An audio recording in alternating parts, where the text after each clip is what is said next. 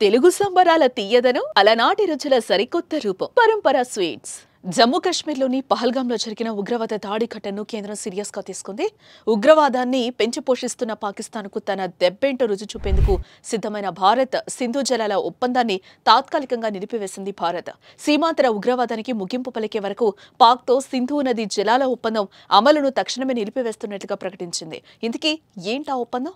సింధు నది జలాలు లేకపోతే పాకిస్తాన్ పరిస్థితి ఏంటి?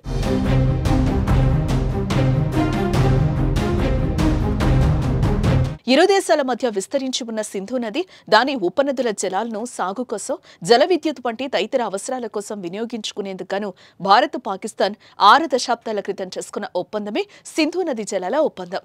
దాదాపు 9 ఏళ్ల పాటు విస్తృత స్థాయి చర్చల తర్వాత 1960 సెప్టెంబర్ 19వ తేదీన నాటి భారత ప్రధానమంత్రి జవహర్లాల్ నెహ్రూ, పాకిస్తాన్ అధ్యక్షుడు ఆయూబ్ ఖాన్లు ఈ చరిత్రాత్మక ఒప్పందంపై సంతకాలు చేశారు.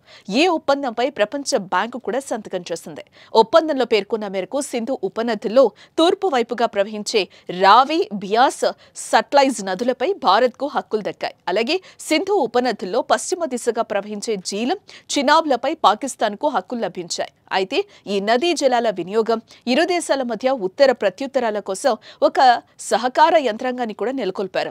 ఈ 6 ఉమ్మడి నదులను నియంత్రించే ఒప్పందం ప్రకారం ఎలాంటి ఘర్షణలకు తావు లేకుండా పరస్పర సహకార భావనతో నదీ జలాలను పాక్షికంగా సద్వినియోగం చేసుకుంటూ వస్తున్నాయి.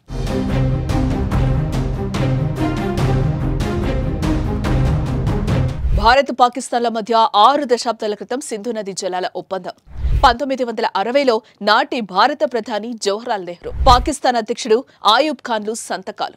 పశ్చిమ దిశగా ప్రవహించే జీలం, చినాబ్ ఉపనదులపై పాకిస్తాన్కు హక్కులు.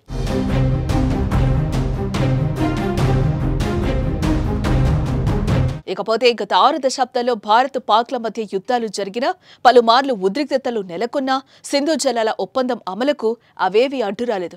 కానీ ఇటీవల కాలంలో డ్యాంల నిర్మాణం, నీటి వినియోగం ఒప్పంద నిబంధనల అమలుకు సంబంధించి వివాదాలు తలెత్తాయి. ముఖ్యంగా పశ్చిమ నదులైన జీలం, చినాబ్లపై జమ్మూ కాశ్మీర్లో నిర్మితమవుతున్న జల విద్యుత్ కేంద్రాలపై పాకిస్తాన్ తీవ్ర అభ్యంతరాన్ని వ్యక్తం చేస్తోంది. కానీ ఒప్పందం ప్రకారం ఈ ఉపనదుల జలాలను భారత్ సాగు కోసం, పరిమితంగా జల విద్యుత్ కోసం గరిష్టంగా ఉపయోగించుకోవచ్చు.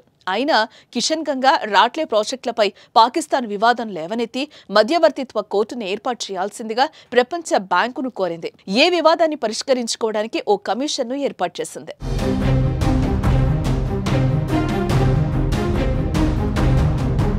భారత్ పాక్ల మధ్య యుద్ధాలు జరిగినా సింధు జలాల ఒప్పందం అమలుకు అడ్డురాని నదీ ఒప్పందాలు.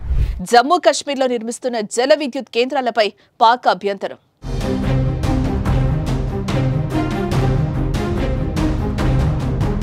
ఇక సింధు నది జలాల పంపిణీ ఒప్పంద నియమ నిబంధనలపై పునఃసమీక్ష జరపాల్సి ఉందని భారత్ కొంతకాలంగా డిమాండ్ చేస్తోంది.